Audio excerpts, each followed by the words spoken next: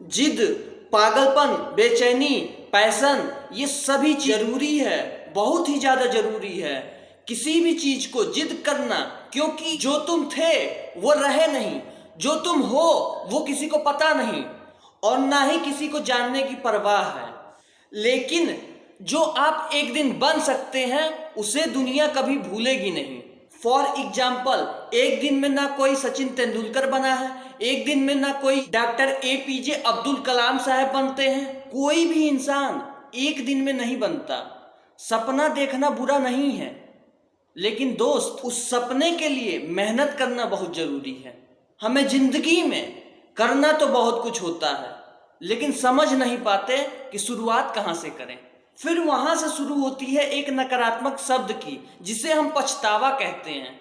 पछतावा उम्र बीत जाने का, पछतावा मौके का इंतजार करते रहने का, पछतावा उस टैलेंट के मरने का जो तुम्हारे अंदर होने के बाद उस पर ध्यान न देना।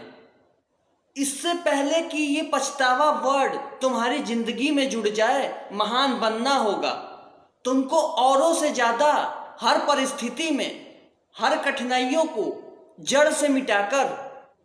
कुछ लोग तो रिस्क लेना ही नहीं चाहते, जैसे जिंदगी चल रही है वैसे चले जाते हैं। दोस्तों, उसको जिंदगी नहीं कहते, उसको जिंदगी काटना कहते हैं। पर वो लोग जो कुछ करना चाहते हैं, जो कुछ बनना चाहते हैं, समस्याएं उन्हीं के पास ज्यादा आती हैं। जब कोई इंसान कुछ करेगा ही नहीं तो उसके पास समस्या कहाँ से आएगी।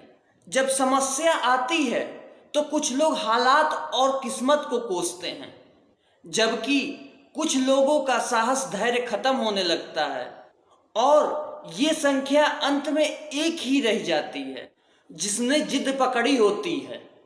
मैं ज्यादा पुरानी बात नहीं करूंगा, अपने कंट्री की ही बात कर लेते हैं। रतन टाटा जी ने एक कार लॉन्च किया, अपने इंडिया में नहीं चला, घाटा होने लगा। जब ज्यादा घाटा हुआ तो वो अपनी कार व्यापार बेचने चले गए किसी और कंपनी में, ताकि और लॉस ना हो। वहां पे उन्होंने मीटिंग करी, मीटिंग में जवाब मिला, अगर आपको कार व्यापार में जानकारी नहीं है तो क्यों करते हो कार व्यापार।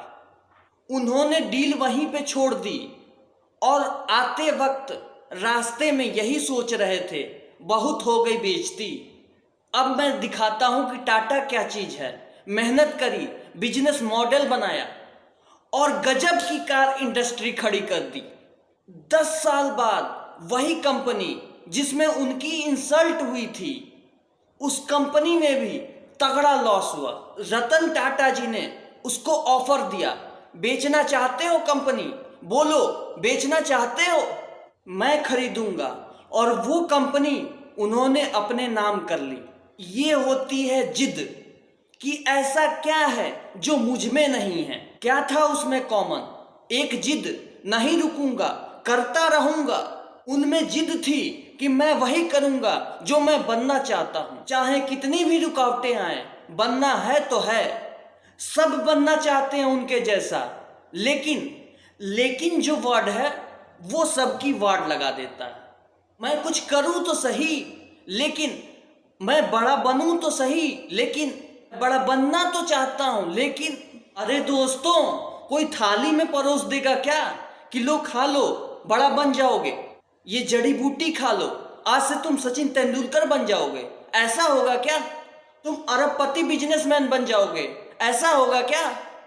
दोस्तों, जब तक तुम इस लेकिन वर्ड का वार्ड नहीं लगाओगे ना, तब तक तुम कुछ नहीं कर पाओगे। जब तक इसे जिद में नहीं बदलोगे तब तक कुछ नहीं होगा।